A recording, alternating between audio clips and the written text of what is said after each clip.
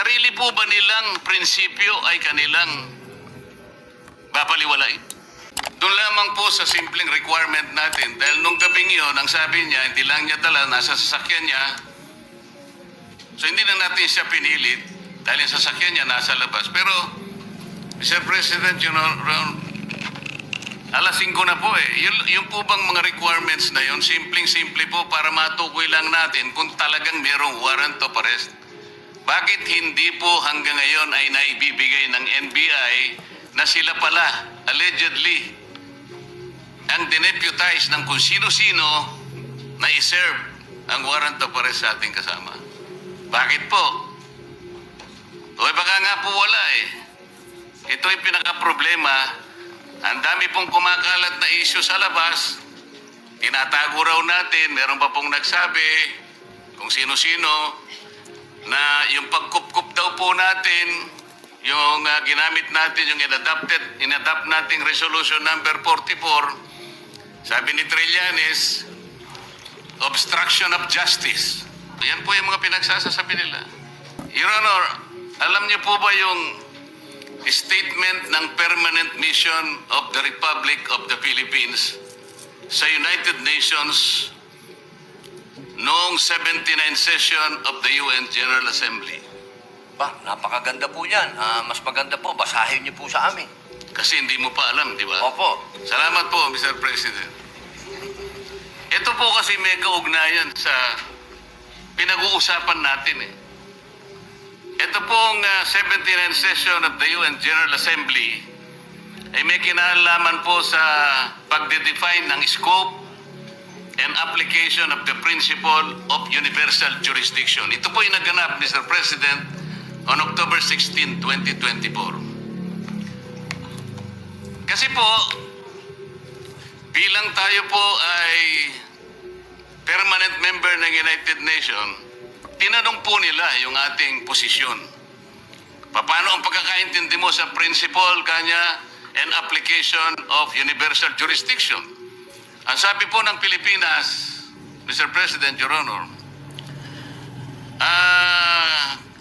kami po sabi niya the general rule is that jurisdiction is territorial. Universal jurisdiction is an exception grounded on the need to preserve international order. Tama naman po yun eh. Ang pinag-uusapan po na, sinight po ng ating gobyerno, Mr. President, yung Section 17 ng Republic Act number 9551. At sinasabi po nila doon, sabi po ng ating permanent mission, Section 17 of RA number 9851 specifically provides for the Philippine jurisdiction over persons, whether military or civilian, suspected or accused of a crime defined and penalized under Republic Act 1951, regardless where the crime is committed. Sa mga tweet, tayo na po ang nagsabi sa United Nations na tayo po yung merong jurisdiction. At sinama pa nga po yung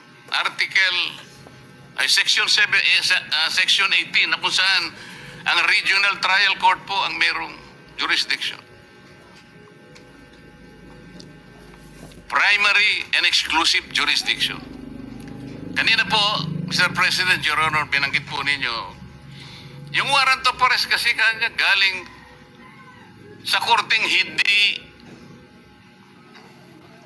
sa domestic nanggaling. Nanggaling naman talaga raw sa ICC. Ipagpalagay na po natin, Mr. President, na totoo nga at hindi peke yung warrant of arrest. Kunwari valid. Ang sinasabi po ng ating batas, Mr. President, isasagawa mo lang ito sang-ayon or in accordance with the extradition laws and treaties obtaining in this country.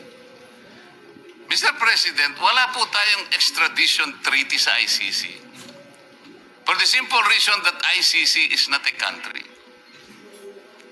Wala rin po tayong treaty sapagkat nag-withdraw na po tayo sa ICC. O paano niya po i-apply yung kanilang warrant of arrest?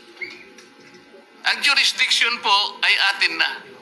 Mr. President, Your Honor, on May 10, 2026, ang ating kasama, Senator Bato, was served a subpoena by the CIDG for the alleged crime of EJK. Ano po ibig sabihin nun, Mr. President? Yung pag-serve po ng subpoena, na-operationalize na po, active na po yung kaso kahit nasa investigative and prosecutorial stage pa lang. Ibig sabihin, our National Prosecution Service is already actively on the case.